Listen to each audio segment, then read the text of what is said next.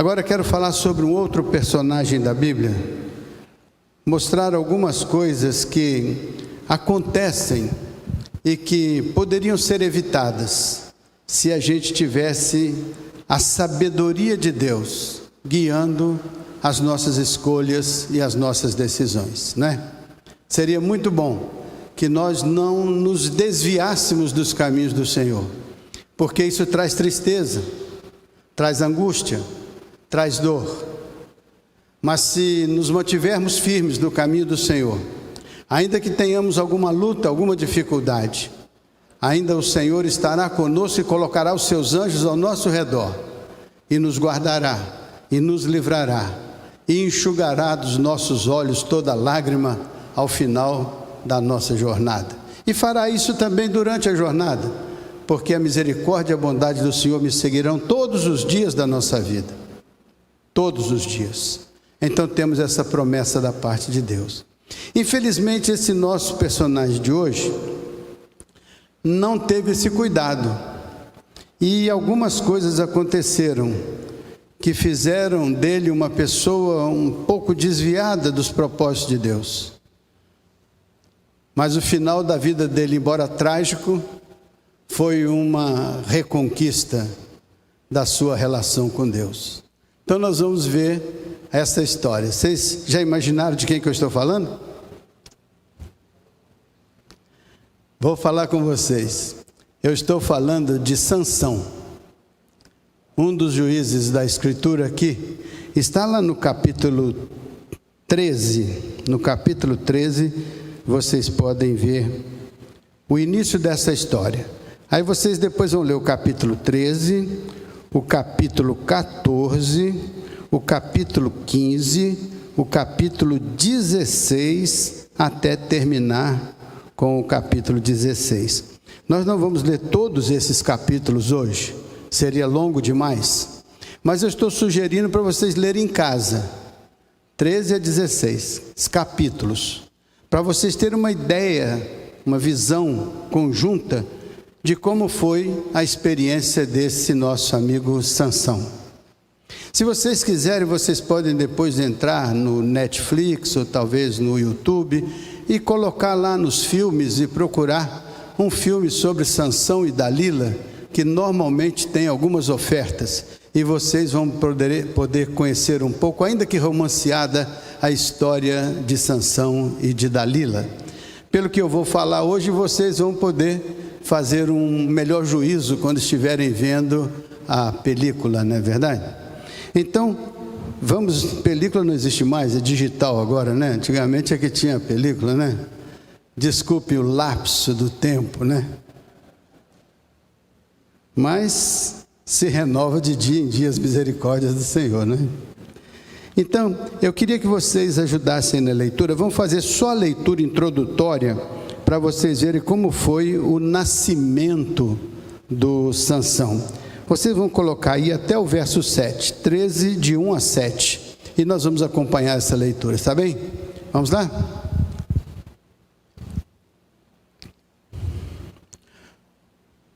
Juízes,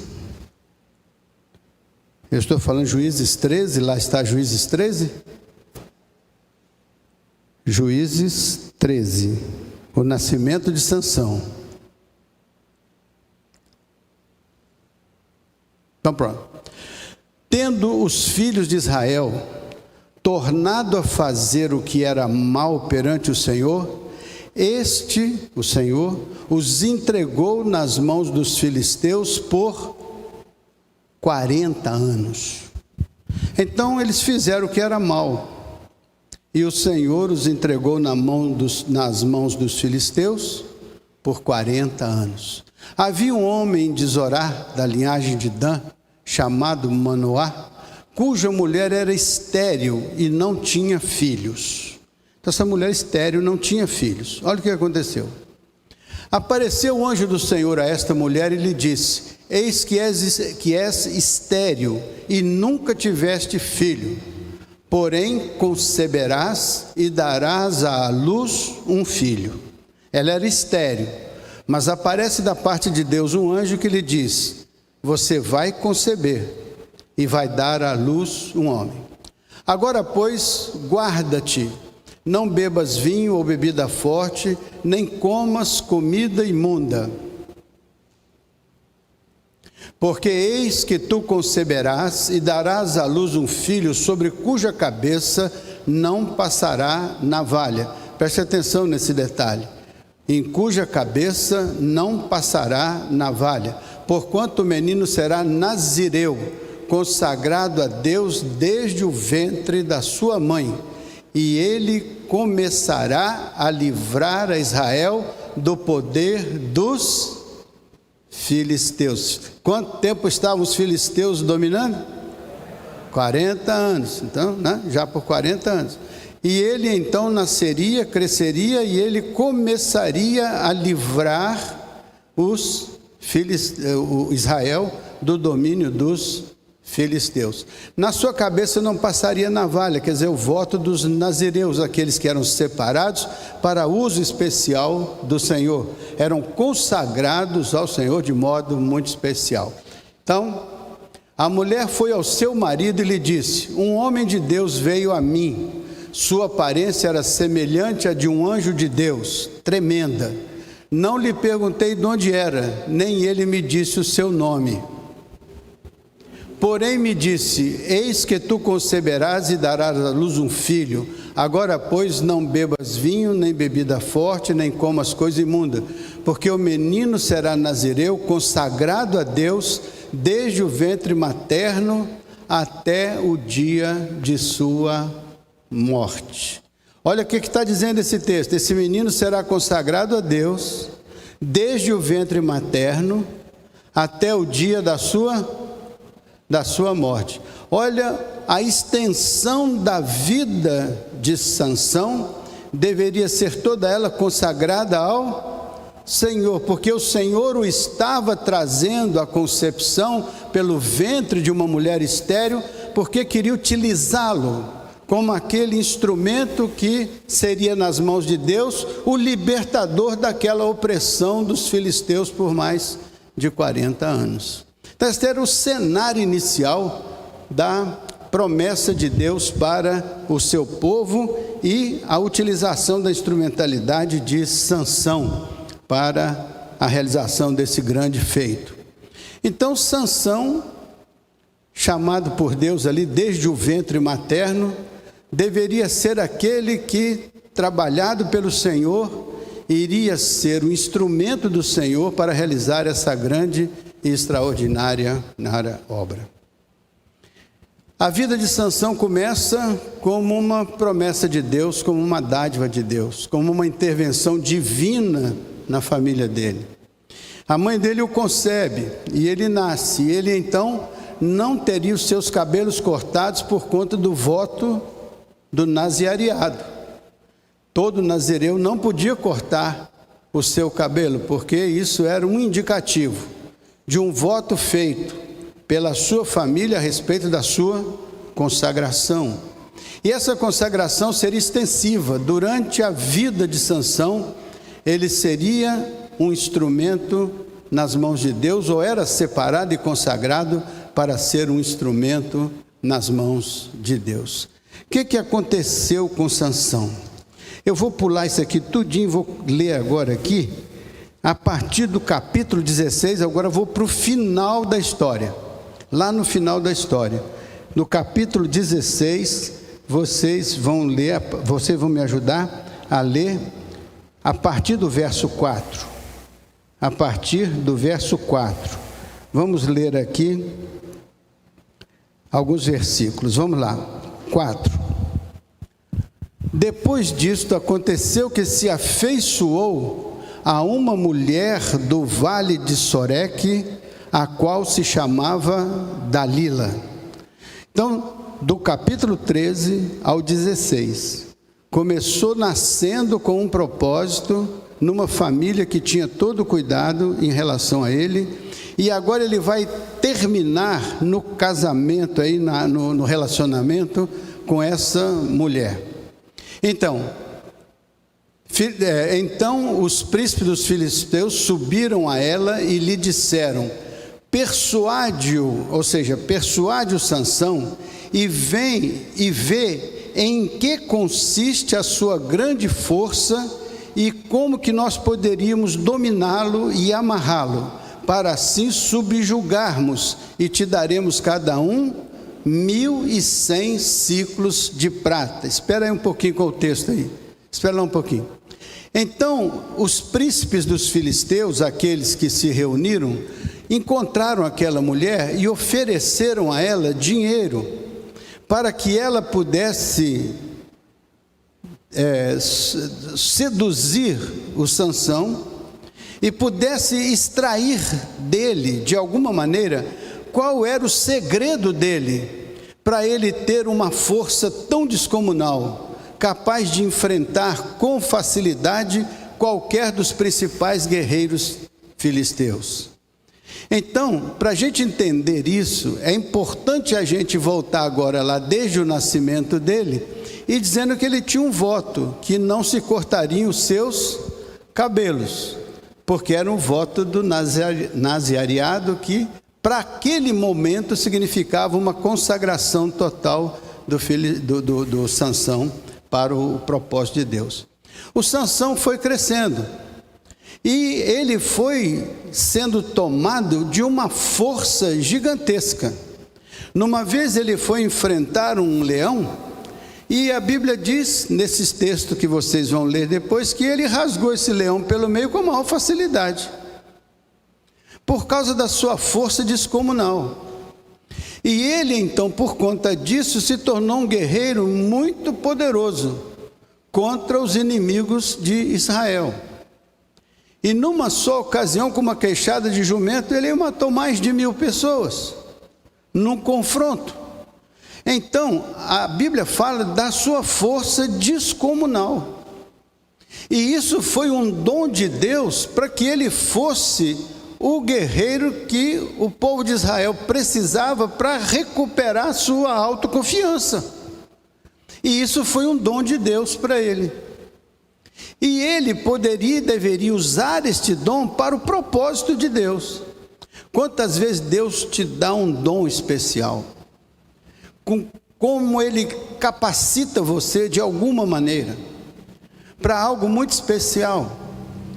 E ele faz isso porque ele utiliza a sua vida como um instrumento para realizar um propósito especial nas mãos dele. Não apenas para abençoar a sua vida, mas para que a sua vida possa ser um canal de bênçãos para alcançar outras pessoas, que através deste dom que Deus lhe deu, muitas vidas serão abençoadas.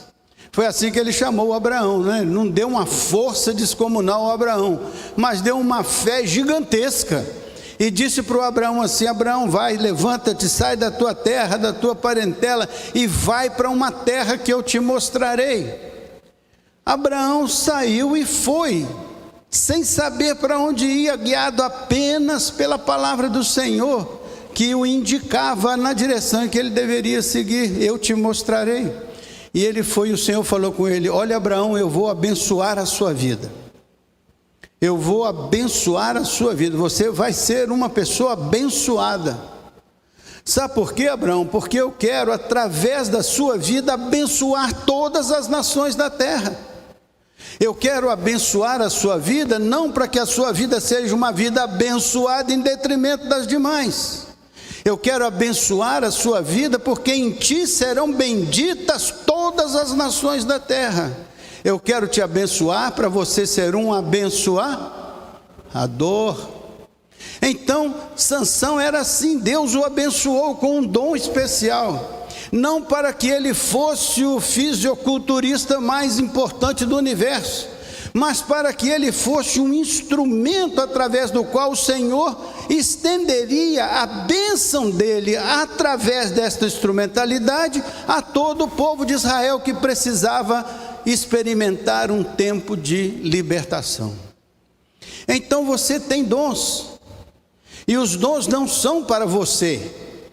Sabe por que os dons não são para você? Porque Deus os deu à igreja. Os dons são dados para a igreja e você é o instrumento de operacionalização desses dons. Então Deus lhe dá o dom para que ele seja utilizado em benefício das pessoas que estão ao alcance da sua influência. Você é o primeiro abençoado, porque o dom chega em você. Mas você é o meio através do qual o dom passa por você e abençoa a comunidade onde você está servindo, onde você está vivendo. Por isso que Deus deu dons aos homens, não deu dom a uma pessoa, dá dons aos homens, às pessoas, para que o intercâmbio do serviço dos dons abençoe a plenitude da igreja e todos cheguemos ao conhecimento do Senhor e todos nos enriqueçamos com a instrumentalidade uns dos outros. Por isso que a igreja é um corpo, onde todos participam com aqueles dons que Deus tem dado a um, a outro, ou aquele outro, e na soma de todos estes dons, nós temos o enriquecimento da igreja. Por isso que Jesus diz: eu edificarei a minha igreja de Jesus, não é de A, de B ou de C. Nós somos apenas servos com dons recebidos, com os quais dons abençoamos, edificamos, construindo e manifestamos a glória do Senhor neste lugar. Sansão foi chamado para isso. Sansão foi chamado para ser, através daquele dom que ele recebera, um instrumento para livrar Israel, para livrar daquela opressão. Mas então Sansão se destaca. E por se destacar, ele começa a cometer alguns erros que ele não deveria ter cometido. Um deles foi, no momento em que ele chega no tempo de procurar uma esposa, ao invés dele procurar uma esposa segundo a orientação da sua família, da sua comunidade e a cultura do povo de Deus, ele vai procurar uma esposa exatamente onde estavam os filisteus. Ela era procedente da tribo dos filisteus. Então a sua mãe disse que ele não devia fazer isso, seu pai disse que ele não devia fazer isso, que era importante que ele encontrasse uma esposa no contexto do povo de Deus, mas ele disse: não, eu quero aquela, que o meu coração se inclina para aquela. Aí a racionalidade dele cede lugar a um sentimento mais emocional, e ele então não considera nem a sua história de nascimento, nem o seu propósito de nascimento, nem o seu voto de Nazirado. Tudo isso passa a ser de menor importância do que ele ir atrás daquela pessoa com quem ele supostamente queria casar. E chegando lá teve algumas dificuldades e nem se casou. Desobedeceu o propósito e não concluiu o propósito. E depois ainda fez alguma coisa contrária ao propósito de Deus e ao bom senso. Pois bem, esse homem, no outro momento, ele foge daquele contexto ali, ele de certo modo abandona aquilo que devia ser o seu campo de batalha e vai para Gaza. E lá na Gaza ele se une com uma prostituta. Então ele se envolve com uma prostituta. Mas ele não era um nazireu, ele não era chamado para ser um instrumento de Deus, ele não foi colocado como um juiz no contexto do povo de Deus. Como é que ele agora vai lá e se envolve com aquela situação? Ah, mas foi um caso fortuito. Foi, pode ter sido, mas o fato é que logo em seguida ele se envolve com essa Dalila. E essa Dalila não parecia ser uma pessoa tão especial, mas olhe como o coração dele se desvia do propósito de Deus e se une a uma pessoa que estava disposta a receber dinheiro para traí-lo, para enganá-lo. Mas ele não percebe isso, porque os seus olhos não estavam voltados para o propósito de Deus, porque se tivesse ele não estaria ali naquela hora, ele estaria no comando do povo de Deus, que foi onde Deus o mandou ficar como juiz. Mas ele some, ele vai embora, ele desiste. Então ele não leva avante o propósito de Deus na sua vida, ele interrompe o fluxo da graça de Deus na sua vida. Ele escolhe seguir pelos seus próprios caminhos e abandona os caminhos do Senhor. E lá então ele se une com essa mulher que era uma filistia. O que acontece naquela união? Aí então tem aqui agora esses momentos aqui. Veja só. Eu disse lá que ela recebeu 1.100 ciclos de prata de cada um dos príncipes que pediram. Então começa toda uma história. Bote aí o verso 10 para a gente ter uma ideia, 16:10. Disse Dalila a Sansão: eis que zombaste de mim e me disseste mentira. Ora, declara-me agora com que poderias ser amarrado. Olha o que essa Dalila está dizendo. Ela pediu para ele dizer qual que era o segredo da força dele. Mas ele disse uma coisa que não era verdadeira. E ela achou que era. E ela comunicou aos seus contratantes lá. E eles vieram pegar o Sansão. Quando eles utilizaram a informação que ela havia dado, o Sansão conseguiu vencê-los com muita facilidade, porque ele não disse a verdade sobre a sua força. Então olha uma relação que já começa toda baseada em disse-me disse, em mentiras, não é verdade? Tanto ele mentiu quanto a força, como ela mentiu a respeito das intenções do coração dela. E essa relação foi crescendo. Cresceu. Então aqui nesse contexto, disse no verso 10, está lá. Disse Dalila a Sansão: eis que zombaste de mim e me disseste. Então foi enganada.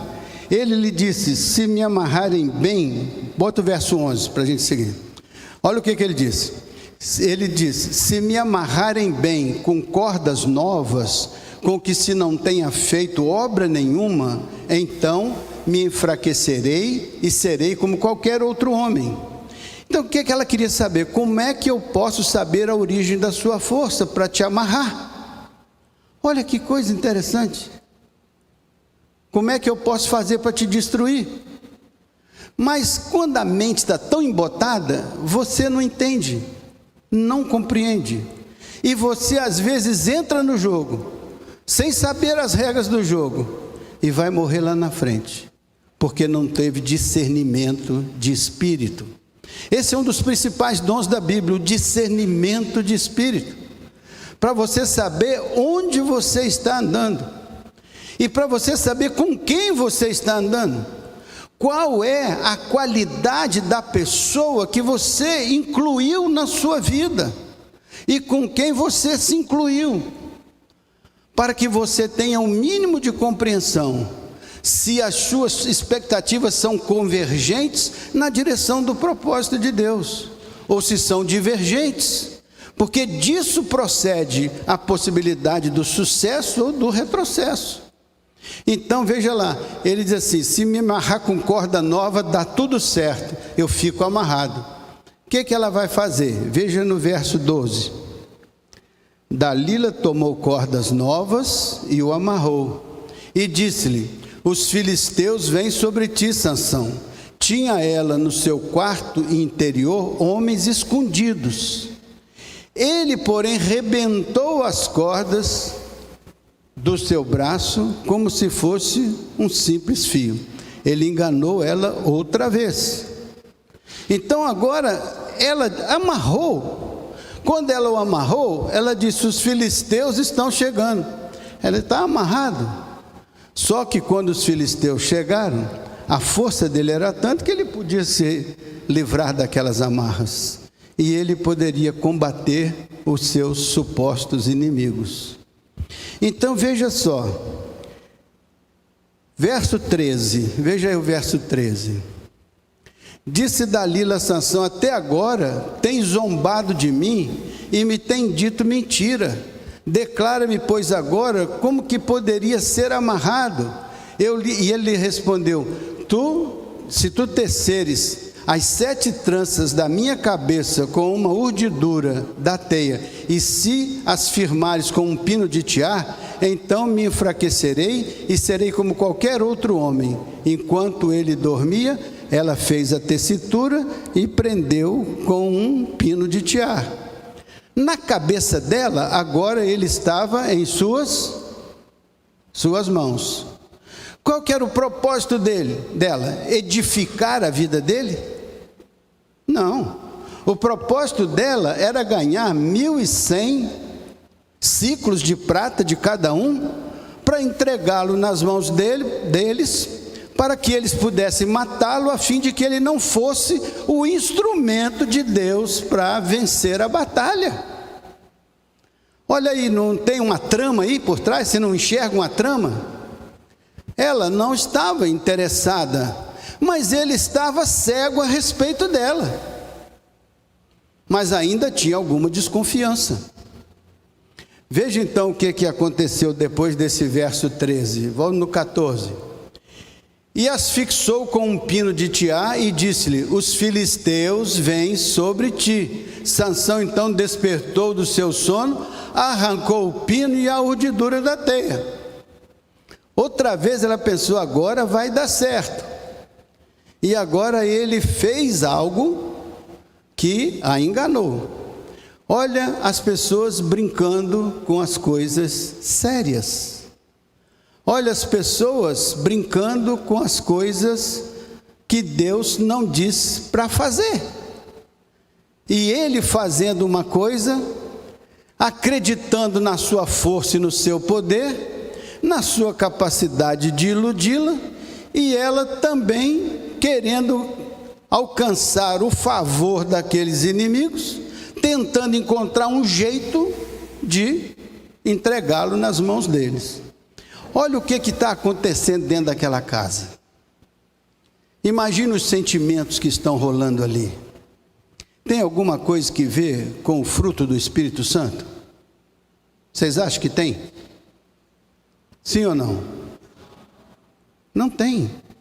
Agora, é possível que na vida cotidiana a gente acabe também experimentando coisas semelhantes, enganando, mentindo, arrumando uma maneira de fazer algo para alcançar um objetivo que não era bem aquele que era o propósito de Deus, e a vida vai se construindo numa teia que não tem nada que ver com o propósito de Deus, com a palavra de Deus, com os ensinos de Deus.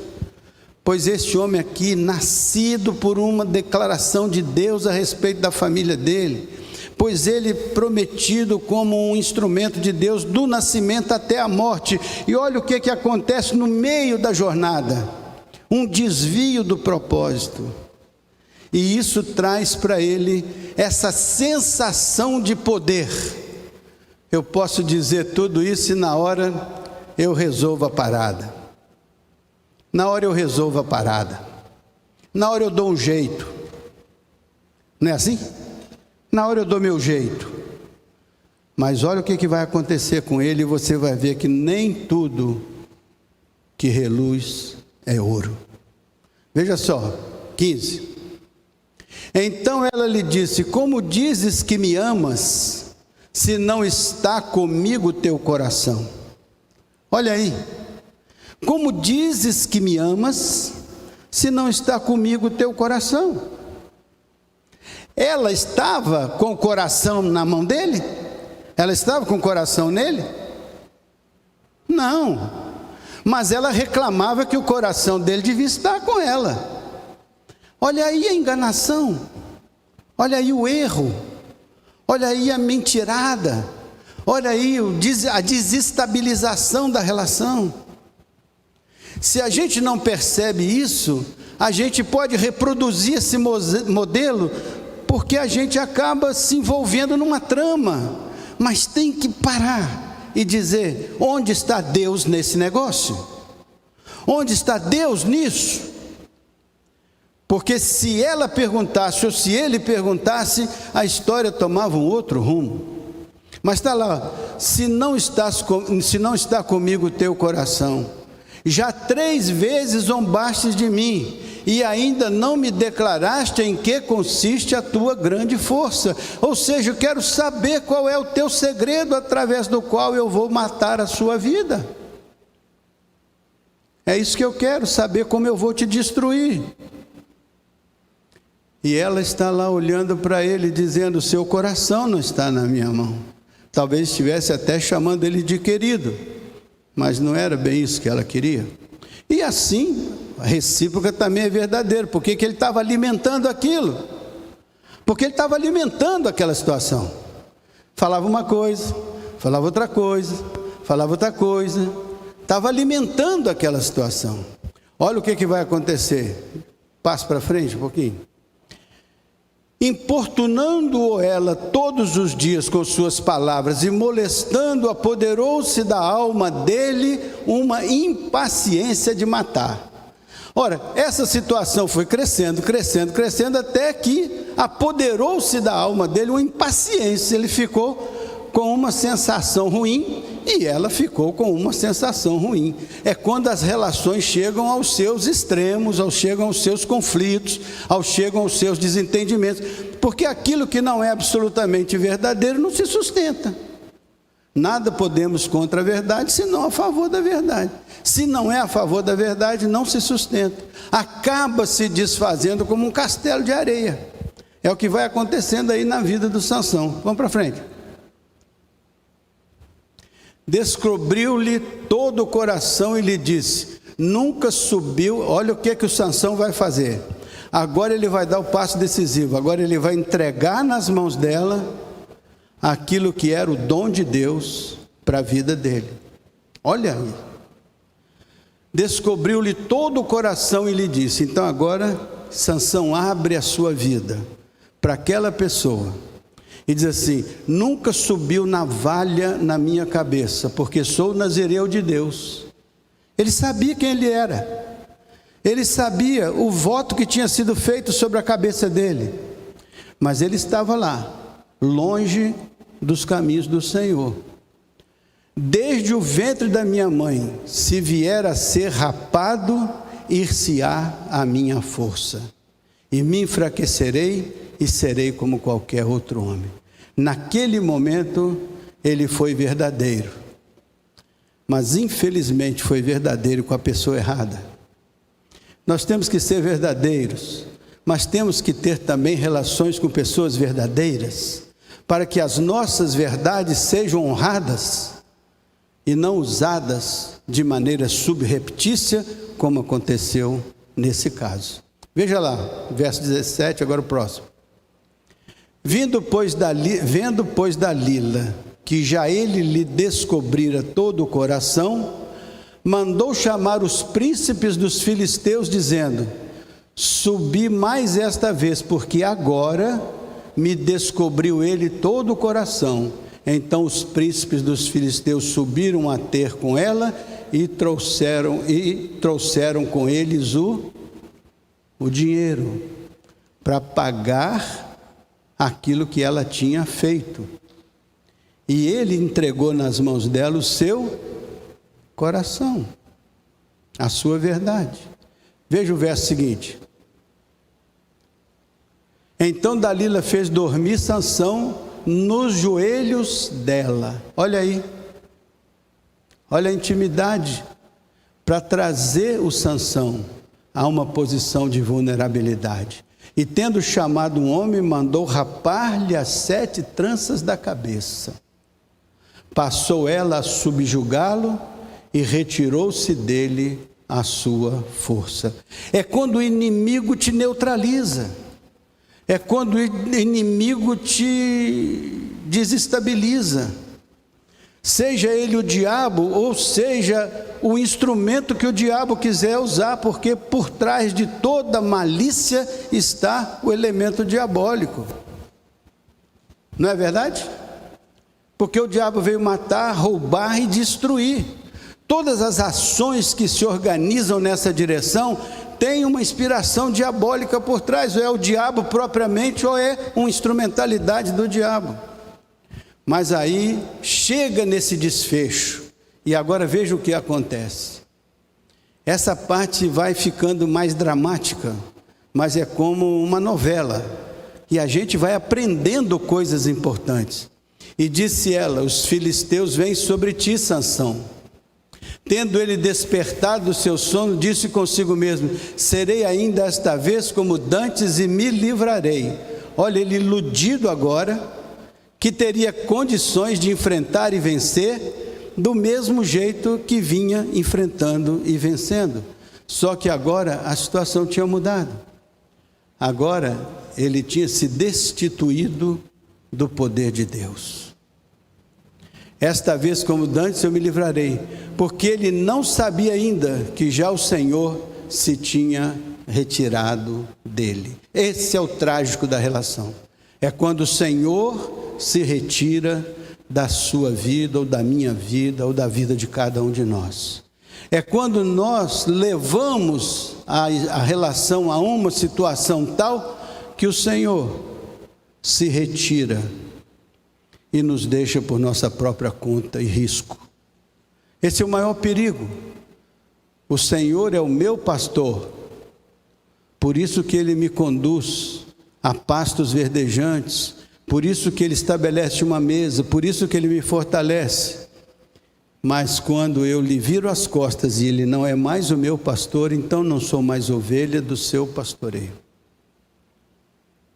E aí acontece o que aconteceu, vocês vão ver a tragédia aí. Próximo. Então os filisteus pegaram nele e lhe vazaram os olhos, furaram os olhos dele. Ele ficou cego.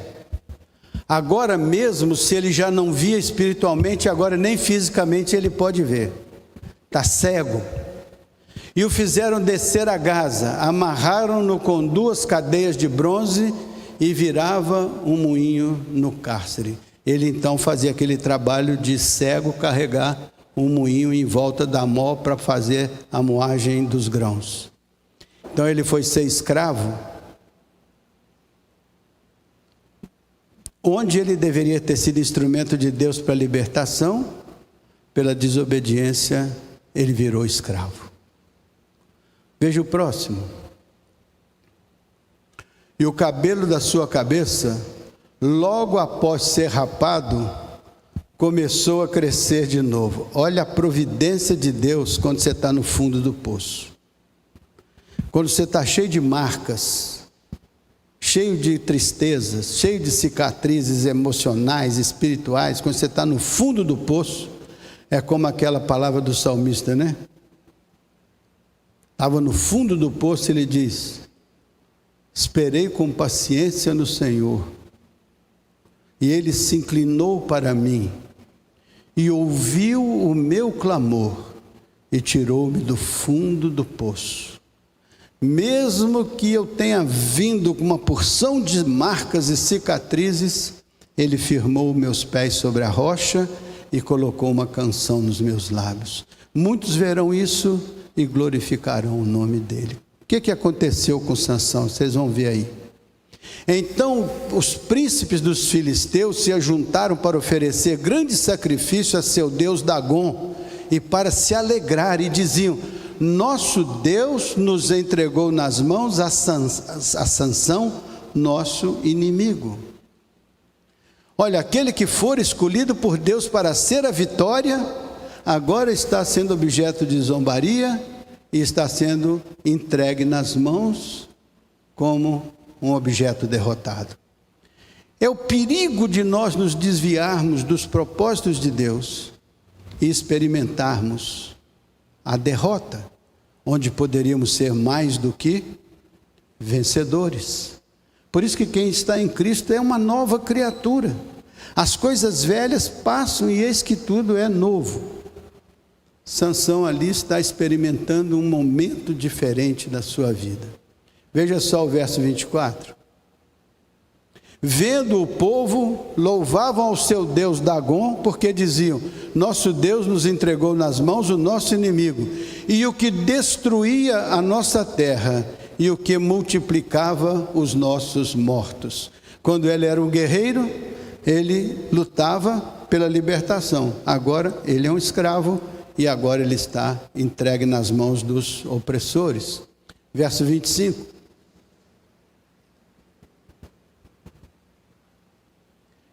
Então, alegrando-se-lhes o coração, disseram: mandai vir Sansão para que nos divirta. Agora ele vira objeto de chacota, vira objeto de circo. Agora é como se fosse um palhaço de diversão.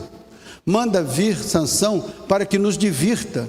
Trouxeram Sansão do cárcere, o qual os divertia quando o fizeram estar em pé entre as colunas, porque o templo tinha 2 colunas, uma da direita. Então fizeram ele ficar em pé lá, cego, amarrado. E então ele se tornava objeto de escárnio. Olha que coisa triste, onde aquele instrumento de Deus, onde aquele nazireu foi parar. Então vejam só, disse Sansão ao moço que o tinha pela mão, tinha um moço que o ajudava, que o conduzia: deixa-me para que apalpe as colunas que se sustém, em que se sustém a casa, para que eu me encoste entre elas.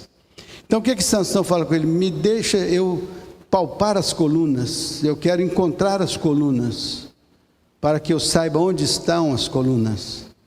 Ora, a casa estava cheia de homens e mulheres, e também ali estavam todos os príncipes dos filisteus sobre o teto. Havia uns 3.000 homens e mulheres que olhavam enquanto Sansão os divertia.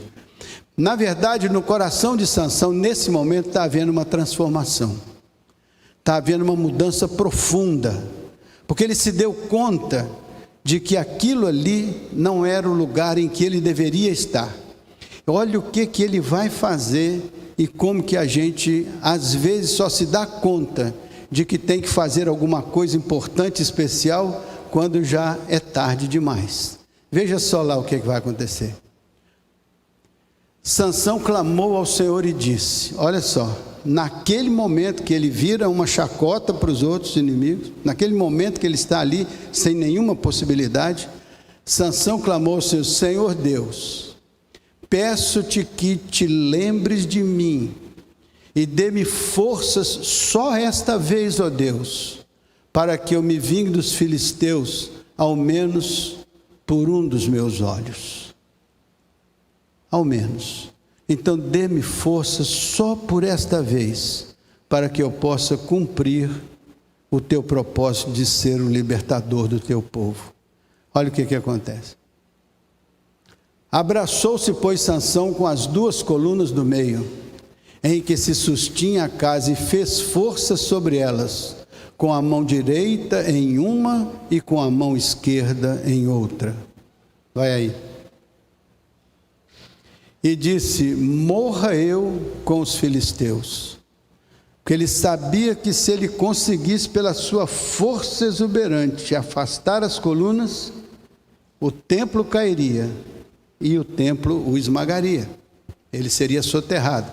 Esse morra eu com os filisteus. Inclinou-se com força, e a casa caiu sobre os príncipes, sobre todo o povo que nela estava. E foram mais os que matou na sua morte dos que o que ele havia matado em toda a sua vida.